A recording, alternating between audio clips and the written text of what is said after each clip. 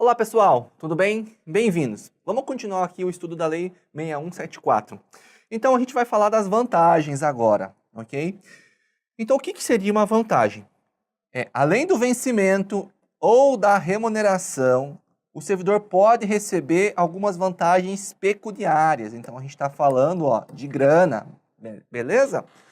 Quais são as classes dessas vantagens? Então nós temos adicionais, temos também gratificações, ajuda de custo, temos as diárias, salário família, auxílio para a diferença de caixa e auxílio doença. Então, o que nós vamos ver agora serão o que é cada uma delas, beleza? Então, vamos lá. Primeiro, dos adicionais.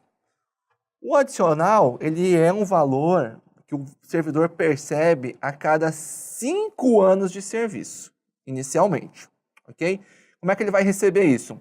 5% a cada quinquênio. Então, o cara com 5 anos de serviço, ele vai receber 5%. Com 10 anos, ele vai receber 10%. Com 15 anos, 15%. E assim sucessivamente, até o máximo de 25%. Ok? Quando ele tiver já 30 anos de trabalho, ou de efetivo exercício, ele vai receber 5% a cada ano excedente. Tá? Por que isso? Isso é um reconhecimento da administração pública, né, quanto aos esforços do servidor. Tu imagina, né, se de ficar casado por 30 anos já é difícil, imagina no mesmo emprego, não é? Então, olha só, vamos começar a nossa conta de novo aqui em cima para você entender certinho como é que vai funcionar isso aqui. Até porque uma pergunta de prova pode falar assim, o servidor com 32 anos de serviço vai fazer jus a quantos por cento de adicional? Então, vem comigo aqui, 5 anos, 5%. 10 anos, 10%. 15 anos. Não, professor. 15%. 20 anos, 20%. 25 anos, ele vai ter 25%. Beleza? Mais ou menos nessa ideia aqui. Quando ele fizer 30 anos de serviço, ele não vai mais receber mais 5%, porque o limite disso aqui foi alcançado. Tá? Então, quando ele tiver 30 anos, quando ele fizer, na prática, quando ele fizer 31 anos, ele vai receber 30% de adicional. Vamos continuar aqui embaixo. 32 anos, 35%. E assim sucessivamente até alcançar o limite de 50%. Tá? Então, o cara que tem 40 anos de serviço, ele vai receber no máximo, olha só, 50% de adicional. Tá bom? O cara tem 80 anos de serviço, né? Com a reforma da Previdência, é praticamente isso que vai ter que acontecer. O cara vai ter 50 anos de serviço. Beleza? Fique bem atento à questão da prova, ela vai contar uma historinha para você, beleza? Mas o que você precisa guardar aqui de mais importante? Vamos lá. Presta atenção aqui. O cara vai receber, a cada 5 anos de serviço, 5% até o máximo de 25%. Após 30 anos, 5% a cada ano até o máximo de 25%, sendo que o máximo que ele pode receber de adicionais é 50%. Maravilha? Gratificações. A gratificação, ela vai ser possível ao servidor nas seguintes hipóteses. Quando ele desempenhar uma função específica, ele pode receber uma gratificação para desempenhar ela. Por quê? Porque ela foge um pouco das suas atividades básicas, né? Aquelas que são inerentes do cargo. Então, seria um cargo de chefia, de direção, assessoramento, consultoria, coisas desse gênero. Ele também pode perceber uma gratificação por serviço extraordinário. Quando eu trabalhava na iniciativa privada, eu adorava isso. A gente chama na iniciativa privada de hora extra. No serviço público, serviço extraordinário. Então, ele pode ser pago. Também pela prestação em regime de tempo integral e dedicação exclusiva. A gente até já discutiu um pouquinho disso aí na aula anterior. Tá? Então, o cara, nessa hipótese aqui, ele vai se dedicar exclusivamente e 24 horas por dia ele tem que estar disponível por conta dessa gratificação, e vale bastante a pena. Ele também vai perceber uma gratificação pela representação de gabinete. Então, ele vai fazer ser tipo um assessor de um diretor, de alguma autoridade. Também vai perceber pela execução de trabalho de natureza especial. E o que vem a ser isso, professor?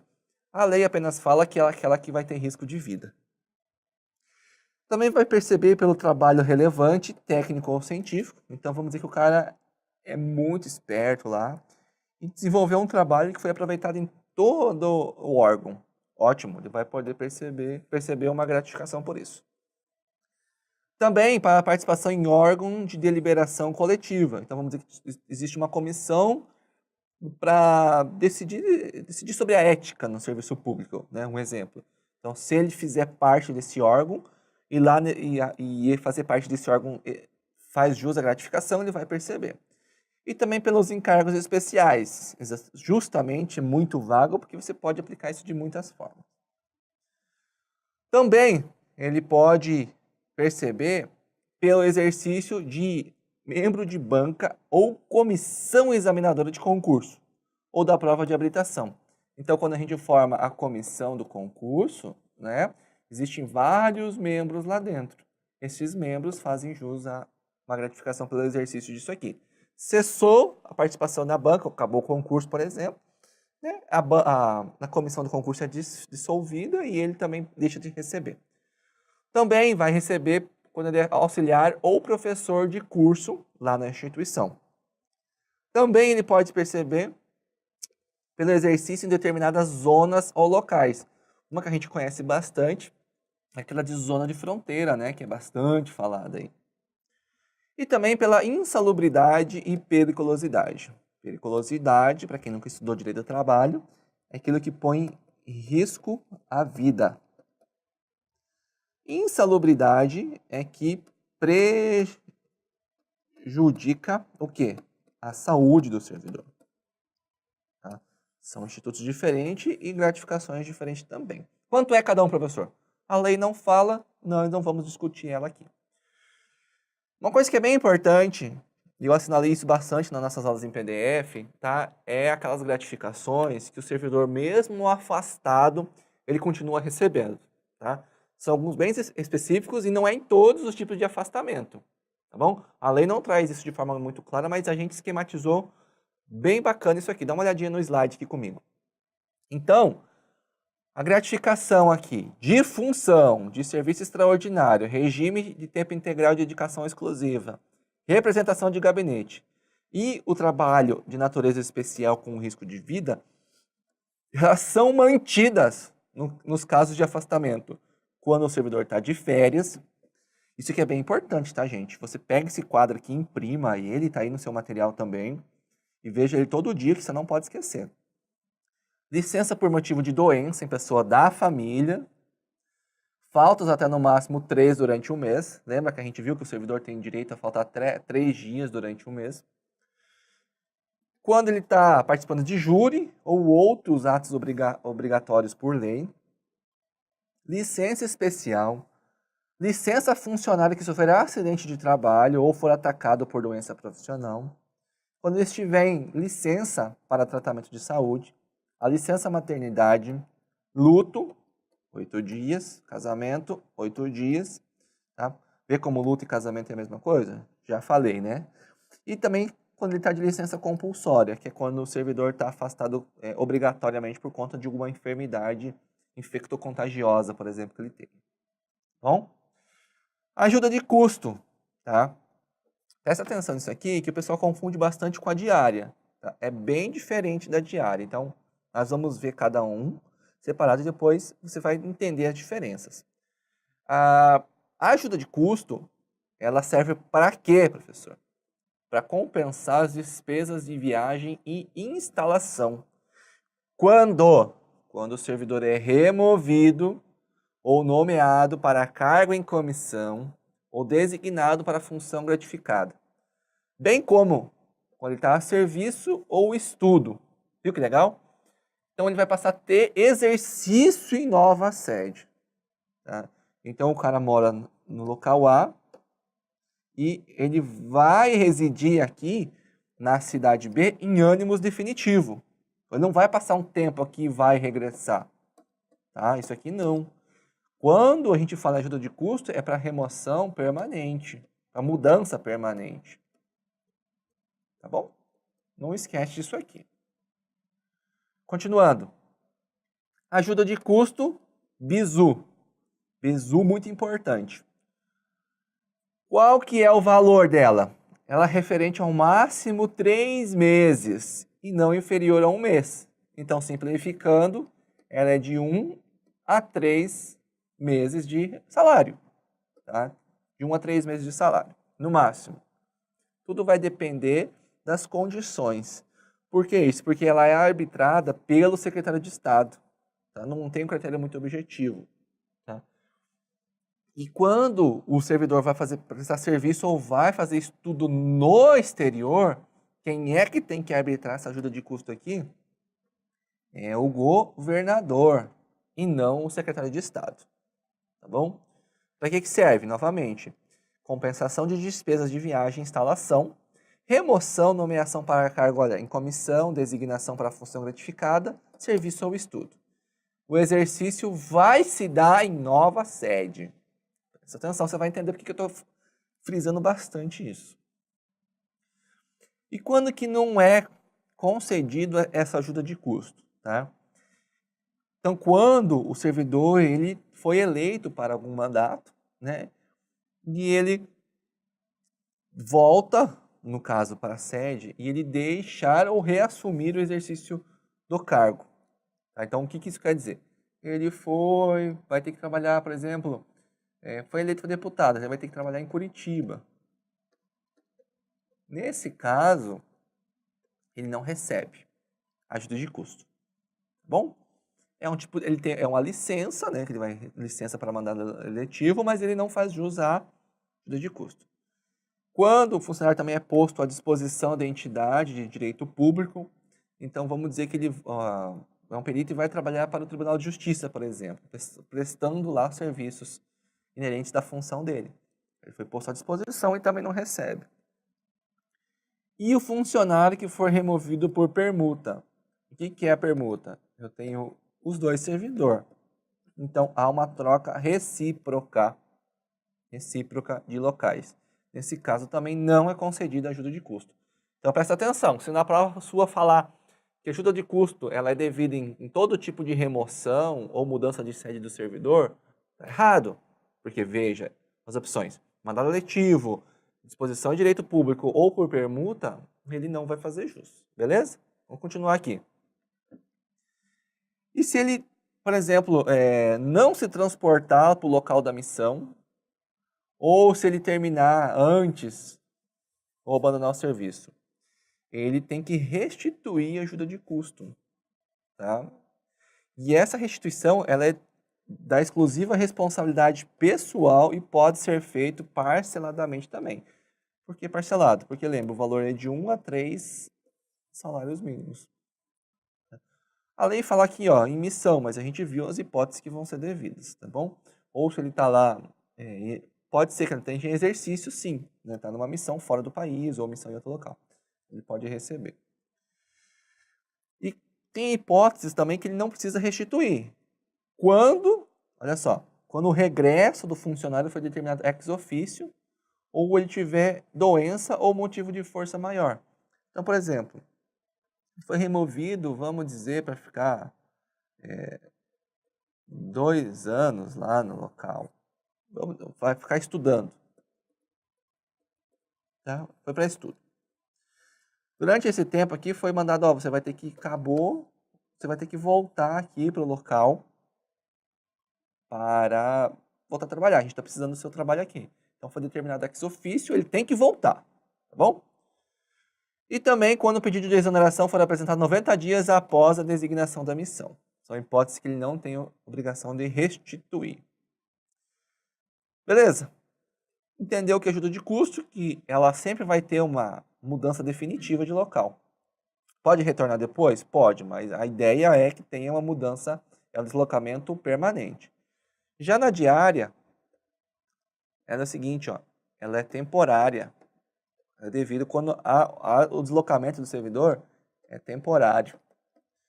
Por quê? Porque ela é dada em caráter eventual ou transitório, quando o servidor se desloca para outro território, outra localidade do território, tanto nacional quanto também fora do país, tá bom?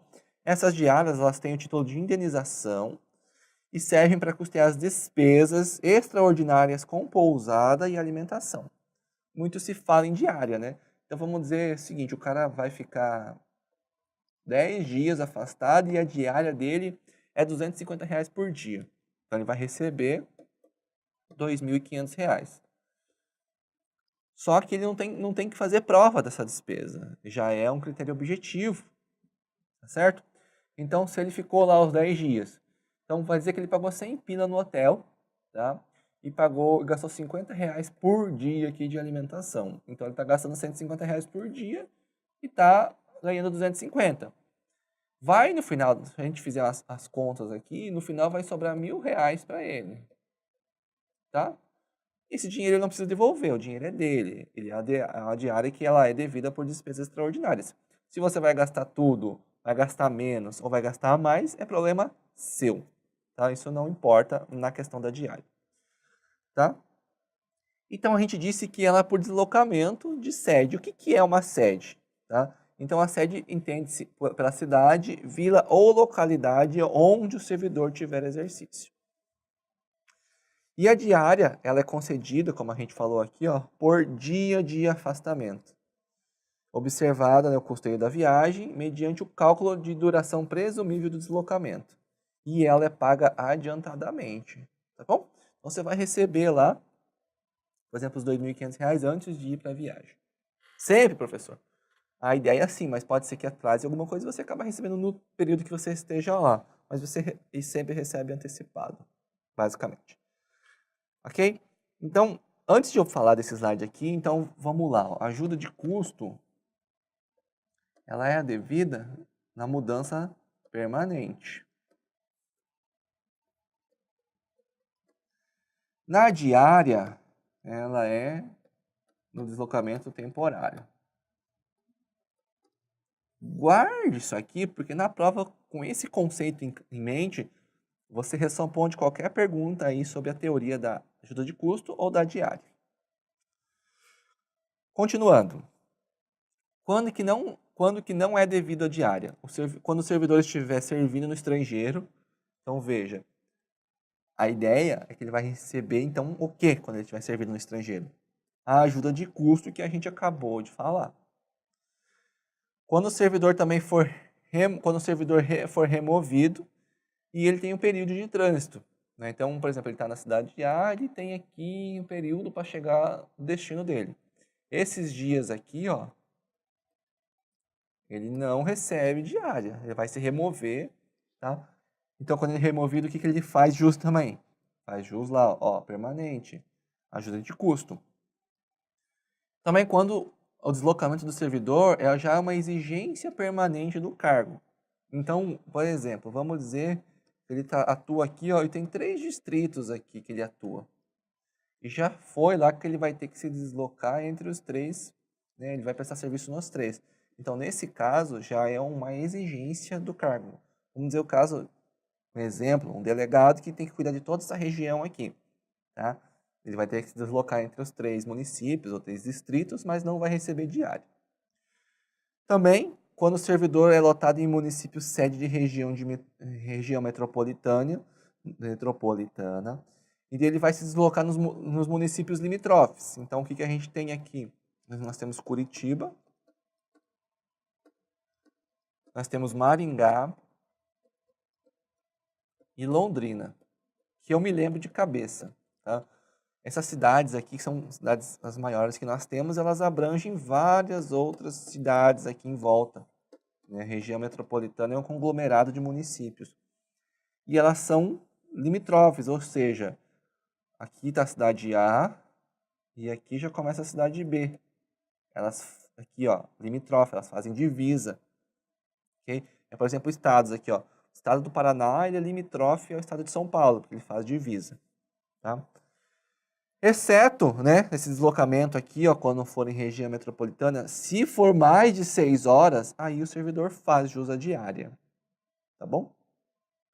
O servidor que também se deslocar para fora do país ou estiver servindo no estrangeiro, também não vai receber essa ajuda de custo. É a mesma coisa praticamente que está escrito aqui em cima, tá bom? Então a ideia disso aqui, tudo ele não recebe, exceto quando for região metropolitana e a permanência for mais que 6 horas, tá? Salário família, apenas um conceito, porque isso aqui possivelmente e nunca foi, né, explorado em provas de legislação ou estatutos.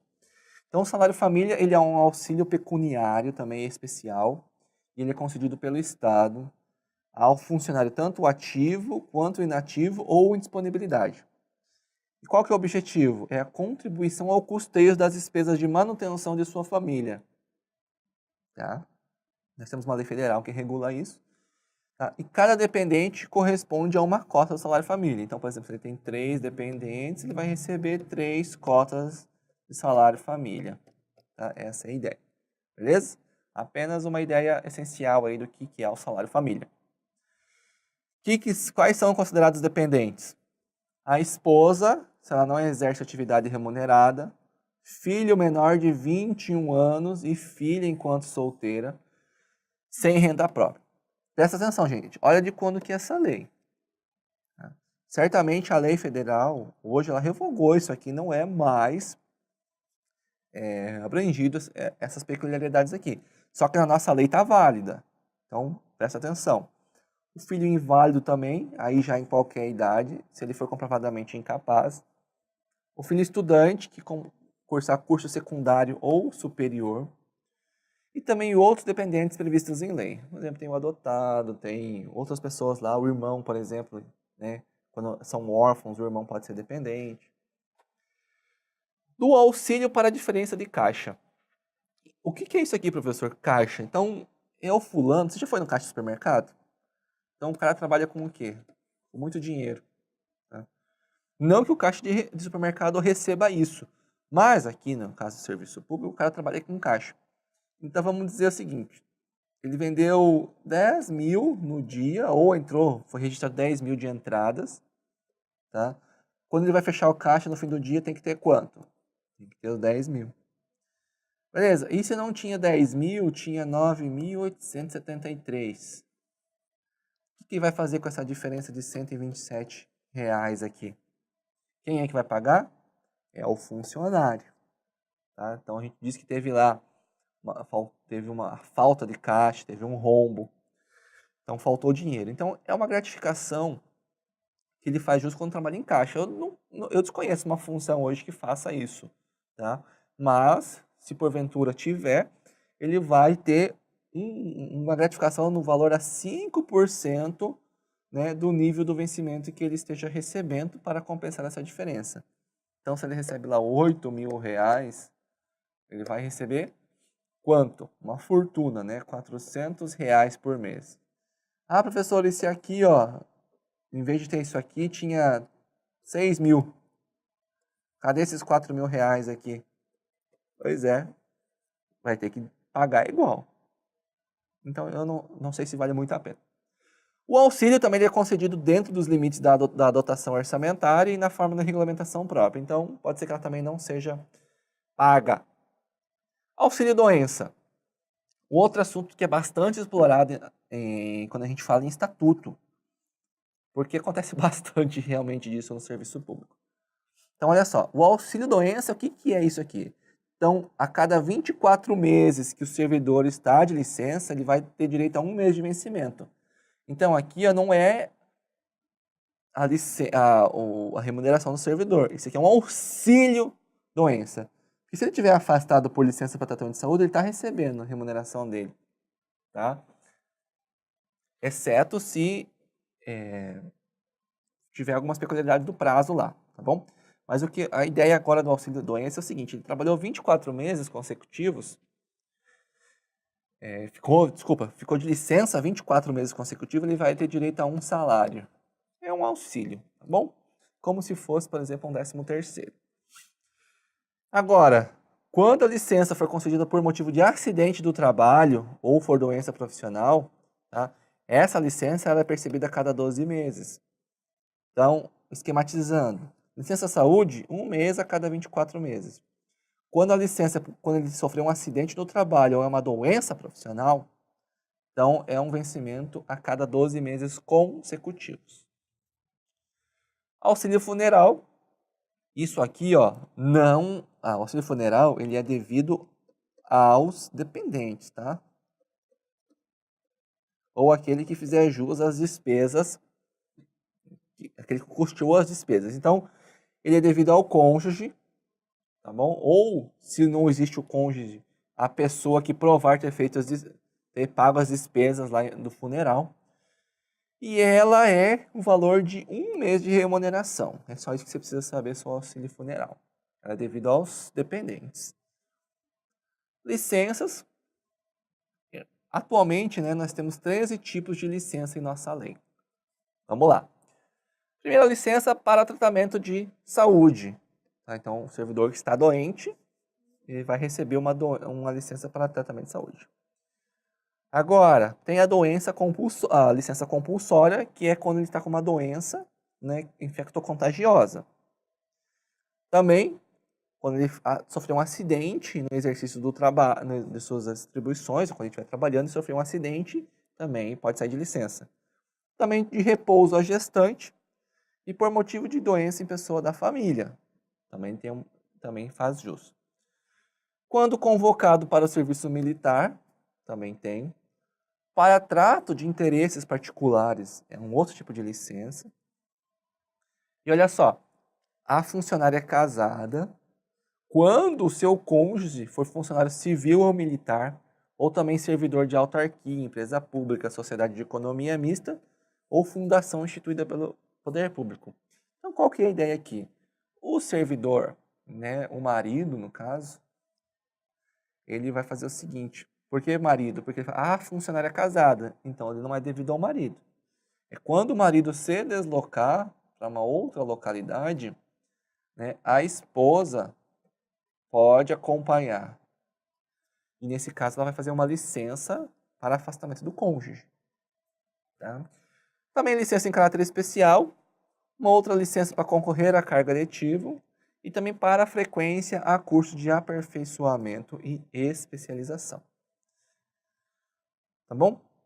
Outra coisa, para constituir empresa ou também colaborar com empresa, cujos os objetivos, vamos lá, aplicação de inovação. Então, seria uma ideia de fomentar a pesquisa tecnológica, né? Então, seria mais ou menos isso, essa licença. Também para a prestação de assessoria ao setor privado no desenvolvimento de inovações. Veja, as duas têm a ver com inovação. Maravilha, gente? Então, a gente vai dar uma paradinha aqui. Nós vamos começar a falar dessas licenças no próximo bloco, beleza? Até lá!